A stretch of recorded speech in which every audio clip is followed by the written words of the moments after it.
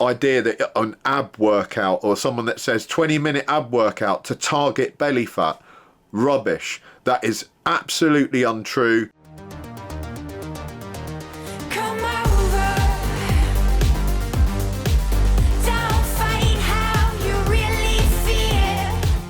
The most asked question in fitness: how do I get rid of this belly fat?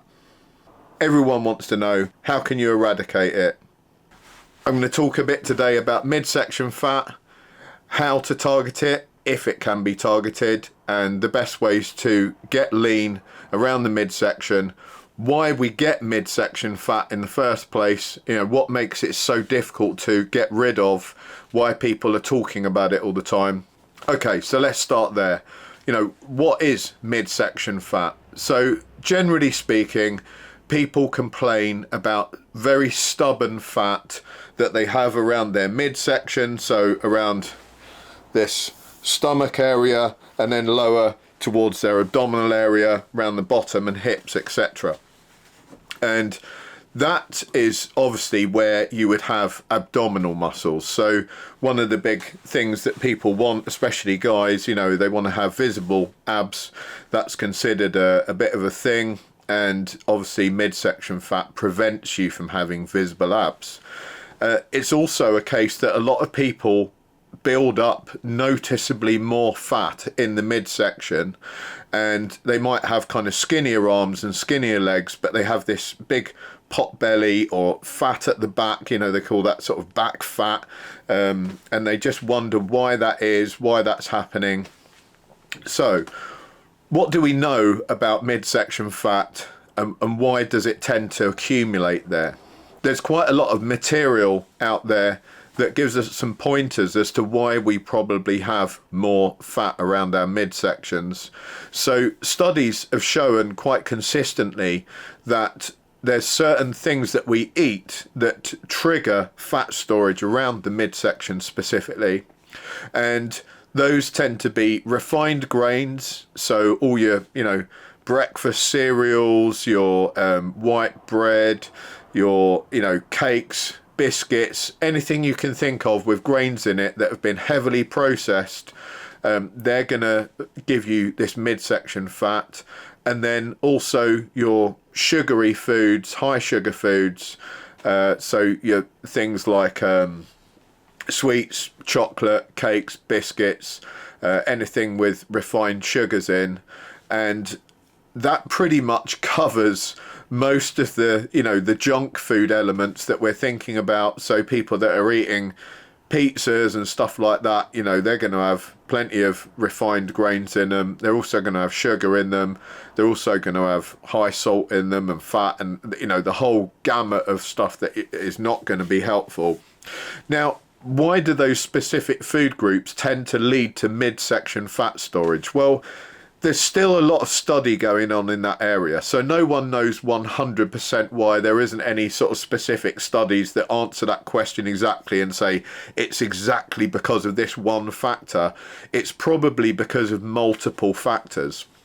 So a couple of those factors which we believe it's down to is certainly there's an insulin and hormonal influence. So when we're eating sugars and refined grains, they're both having the same impact on our bodies. This is my issue with refined grains, is that people don't think of them as sugars. So they think, oh, that cereal bar or that breakfast cereal, it hasn't got any sugar in it. But it's 100% made up of these refined grains, like powdered grains that have been pressed together. And that is exactly the same in the body as your sugar is. So, as soon as it goes down and gets broken down in the stomach, which happens unbelievably quickly because it's just pressed powder, all that pressed carbohydrate just goes straight into the bloodstream, spikes the insulin levels sky high, massive amount of glycogen running around the bloodstream. And those insulin levels have like a hormonal cascade situation in the body. So that's exactly the same as eating a bowl of sugar would have on you. Exactly the same effect. There's no difference. The body just because one tastes sweet and one tastes, not sweet, the body doesn't differentiate between those two in terms of the taste. You know that because you're tasting it, but as soon as it goes down into the body just has the same process. It spikes the insulin levels sky high, and all these hormones start to cascade from that insulin spike. We think that when you spike the insulin levels like that, that sort of predisposes you to have storage of midsection fat. What we do know is insulin is like a transportation device, that it shuttles things around the body, including glycogen from the bloodstream, but it also gets other things shuttled around the body, including fat. So that's certainly going to aid fat being taken to certain places and stored. And if you imagine that the slower that happens, so say if you ate some really good whole grains, they're going to take ages to break down in the stomach. Slowly they're going to be released into the bloodstream. The insulin levels are going to be nowhere near as high, and as that stuff is getting released into the body, that energy into the body, if you like, the body is also using energy. So it may not have to store as much as fat, because it's slow release, slow use. You're getting a sort of pro and con there. As you're releasing it, you're also using it. Whereas if you're releasing huge amounts into the body at once, you cannot use all that energy at once. With the slight exception that one of the good times to have simple carbs or sugars is just after a workout. So that's an ideal time where you can kind of break that rule, because your glycogen levels are right back down because you've burnt all that glycogen from a really heavy training session. Now we need to replace it and bring it back up. So the one time I would advocate for kind of spiking insulin levels is just after training. But certainly not at the rest of the day, certainly not late at night when people kind of binge on chocolates and biscuits and stuff. You've got no need for spiking your glycogen in the blood then, because you're not doing anything. But we think that's one of the main reasons that you start to store this midsection fat.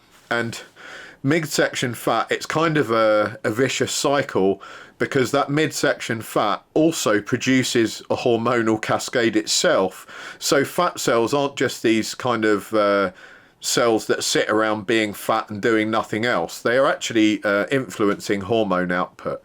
So they can influence things like estrogen output, for example, and that can then spiral. So they can also have an effect on insulin output. They can make you less insulin sensitive, which leads to diabetes, of course, which is why people that have really large midsections are statistically at a much higher risk of having diabetes than people that have thinner midsections. So you've got this weird situation where what you eat is creating a hormonal cascade that could be leading to midsection fat storage, and midsection fat storage itself is also influencing hormones, making you more likely to put on midsection fat. So you kind of get stuck in this cycle. And the other issue with the midsection fat is there's two types of fat going on there. You've got your fat that you would normally have just underneath the skin, which is an aesthetic type of thing, you can see it. And then there's kind of a deeper hidden fat, which is around your organs, around the midsection. And that is the one that's really, really worrying, because that deeper fat that's surrounding your organs has a lot of very serious health connotations, with fatty liver disease and diabetes and cardiovascular disease, all these different things. And that is a significant risk factor. But that may also be why you're much more likely to notice fat around the midsection, because you've got these kind of two different fat storage things going on. So what's the one thing that we can do? Is there an exercise that will target that midsection fat? Because all the websites and every YouTube video is telling us, hey, check this exercise out, this burns midsection fat, burn belly fat in a week, etc., etc. Well, I got some bad news for you guys. There isn't one exercise you can do that will get rid of that belly fat. Belly fat's really stubborn, because as we've discovered, you get into this sort of vicious cycle. So Doing just an exercise isn't going to eradicate that, and it's going to take you, like we've discussed before, just exercising and making no changes to your diet, you may get nowhere. You know, that could take you years to lose weight that way, and actually most people aren't going to lose any weight that way. There's very limited benefit to just doing a bit of exercise and not making any dietary changes at all. But the good news is there is one thing that you can do that will abolish midsection fat. It's not what you want to hear. It's diet. So you can make dietary changes, and it doesn't take a brain of Britain to work out what they are. You can cut out refined carbohydrates, refined grains, and you can cut out your sugary foods, and that will be what you need to do to target midsection fat, because as far as we know, the best of our knowledge, those are the main causes of midsection fat, as well as an overabundance of calories. So we're going to limit our calorific intake to what we're actually burning instead of more than we're burning, and we're going to remove those two causative factors from the diet. And guess what? You know, if you take away the things that are causing you to have midsection fat and causing that hormonal cascade and that vicious cycle, you're going to start losing midsection fat. It's amazing, isn't it? So people don't want to hear that, because it's a difficult thing to do, because it's basically a whole load of food groups which are really convenient, which are really tasty, that everyone likes, and suddenly they're like, oh no, I can't have pizza, oh no, I can't have bread, oh I can't have, you know, all this rubbish cereal products that I buy from the supermarket. I can't have cereal bars, I can't have sugary things, I can't have biscuits, I can't have chocolates, I can't have sweets. All the stuff that everyone likes to eat, including me. You know, I love that stuff as well. But if you're serious about, you know, getting rid of this midsection fat, whether that be because you want to be healthy and you realise that reducing that is going to massively reduce your risk of serious disease, or whether you're someone that is really into the aesthetic, you've always wanted to have visible abs. Guess what, guys? The reason people don't have visible abs as a general rule, and it's really difficult to have visible abs, is because nobody wants to make those dietary changes. Everyone thinks they can do some crunches and then they can go and eat pizza and a packet of biscuits and they're going to somehow magically get visible abs. Never going to happen. The people that get visible abs are the people that make those changes to their diet. I know, I've done it multiple times and it's worked every time. I'm 47 now, and within a year I went from being humongously fat to having visible abs, and that was mainly through dietary change. I've been there before, I've done it before. I've done it for bodybuilding shows. I've done it for competing in powerlifting, where I didn't want to be really big around the midsection because I wanted to get into a lower weight class. So I wanted to carry as much muscle into that lower weight class as I could, which meant don't have a great big fat tummy like a lot of the other powerlifters did. That was a great benefit to me because I could carry more muscle into that weight class, and obviously that's a functional thing to do rather than just carrying a load of fat into it. Making those dietary changes is the single most important thing you can do. That's obviously going to get you to lose weight all over, but that's the only way that you're going to slowly reduce that midsection. You'll probably find it's the last bit to come off. You know, so this might, if you're seriously overweight, you're probably looking at 6 months to 12 months before you get serious results. If you're 50 kilos overweight, for example, I would say in a year you could have visible abs if you're prepared to do that diet properly, if you're prepared to do it. And most people are not. That's why most people don't get the results. That's why you go in gyms and there's people in there that say, oh, I work out, but I'm never going to look like those guys in those magazines. Well, you can look like those guys. You just have to do the same as those guys do.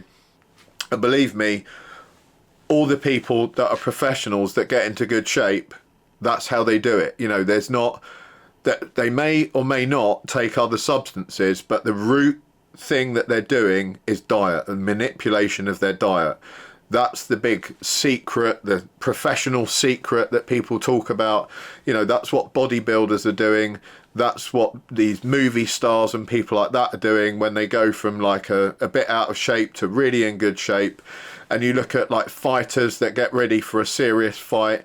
You know, when you're fighting, you know, say MMA, and you're a serious competitor, if you're competing in a fight, you would have 3 months where you know that you've got this big fight coming up, and in that 3 months they would go from maybe a sort of out of shape off season to really in shape, visible abs, you know, looking really lean.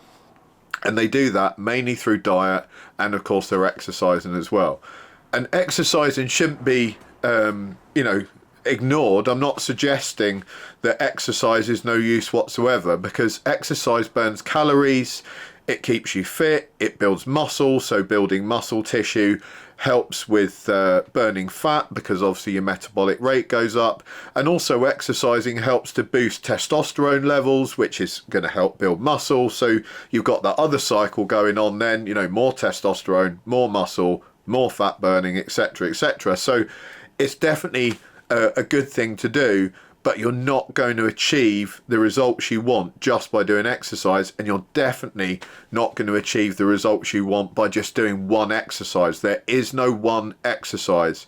This idea that an ab workout, or someone that says 20-minute ab workout to target belly fat, rubbish. That is absolutely untrue. It's scientifically been proven over and over again that you cannot spot target with, you know, exercises. So if you're doing an ab workout, that's strengthening your abdominal muscles, because you're you know, micro tearing them. They're repairing themselves overnight, over the next couple of days, and they're going to repair a little bit stronger, but it's not doing anything for fat. You could be really, really fat and strengthen your abdominal muscles, and you would still be really fat and you would have strong abdominal muscles. The two are not connected in any way whatsoever. So do not ever think that doing 1,000 crunches a day is going to take you from, you know, being obese and not seeing any abs to suddenly seeing abs. That's got nothing to do with it. It's important to do it for your muscles, but it has nothing to do with targeting the fat. You need to do that through diet. Well, thanks guys. I hope that lifted the lid a little bit on all this nonsense people talk about midsection fat. It is really difficult to abolish. That's why people are all asking about it. But the answer is diet. No one wants to hear it. That's why it's difficult to abolish. So if you need any tips on diet, have a look over my videos. I'll link one of the videos at the end here. I'll just put up an end card. It will have a diet. If you look in the description of that video, you'll find my whole diet. If you want to join as a member, it's £2 a month, and then I'll even send you all the diet stuff, which is even more complex than the one in there. It's got all the data, all the calories, etc., and it's all the information on how to tailor that diet for yourself as well, no matter what you are, body size, male, female, old, young, whatever. You know, it helps you tailor it specifically for yourself. Thanks a lot guys, have a good one. I'll speak to you soon.